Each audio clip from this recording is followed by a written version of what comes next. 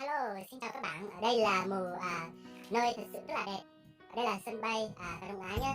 Bây giờ thì tôi sẽ có một hành trình trong ngày hôm nay thì tôi sẽ cho các bạn thì cùng tôi xem.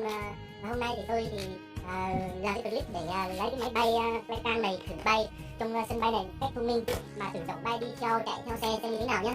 Bây giờ là xin tất cả các bạn cùng theo tôi thì hành trình trong ngày hôm nay xem thế nào. Bây giờ là chúng ta sẽ bắt đầu nhé. Hôm nay thì tôi sẽ cho mọi người cùng xem và cùng cảm nhận xem trên máy bay Flycam Mavic 2 này xem nó thông minh đến cỡ nào nhé.